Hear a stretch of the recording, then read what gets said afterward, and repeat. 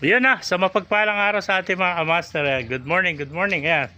Papakita ko na po sa inyo yung resulta ng ating pagtatanim dito po sa project ng DSWD mga kamaster, yung project Lawa at Binhi. Ayan. True Cash for Training and Work. Ayan, sa wakas, natapos din yung 20 days namin program. Ito na po yung resulta ng ating mga tinanim na halaman. Nasa 100 po kaming miyembro din ng tanim. Ayan. Interviewin po natin yung Team Pipino. Ayan, ang ating kaibigan. Pangalang kaibigan? Martin po. Si Kuya Martin. Ano masasabi natin, Kuya Martin, sa resulta ng halaman natin? Ito po, katatapos lang pong magdilig at kasalukuyan pong gumagapang ang ating pipino.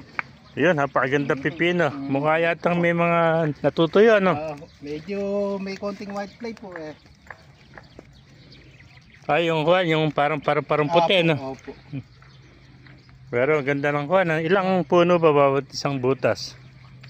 3 po. 3 puno. So ilang piraso yan? Yung tanim niyang Halos pipino?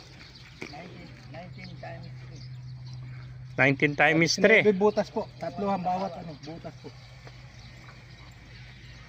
Maray-ray din to. 3, 6, 9, 12, 15, 18, 21, 24, 30, 36. Bilangin natin. 42. Ayan, 48. 54. 57 na puno pala ito ng pipino ma.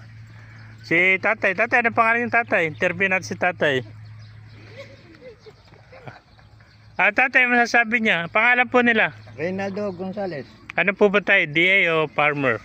Palmer. Ito po si... Ano pong palayo po niya? Ray. Si Kuya Ray, kausapin natin si Kuya Ray regarding sa mga pagtatanim niya ng gulay kasi isa po siyang farmer. Ang mga tinatanim po niya mga palay. Ito po ang mga tanim po niya ngayon gulay, kasama po siya sa project ng Lawa at Binhi. Ano po ang pagkakaiba po ng pagtatanim ng gulay sa palay? Panahon ng ganirin nga lang ang lumalapit ng sakit pagka nagtatagal. Ayan. Sa gulay po ano? Ano po ba naging sakit ng halaman po natin?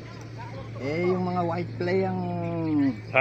Yung parang malilit na paru-paro, bugawin niya natin kung ano yung para makita ng mga viewers natin. Ayun po yung mga lumilipad na kulay puti na parang hanip. Oo. Yung po nagiging sakit po ng halaman. Nung unang kapal yan, ngayon, pagkakabuhan ba nga nung isang kasama ko. Ano po binomba niyo ko para mapuksa po yung insekto na yan? Limutan ko tuloy ang gubot. Yung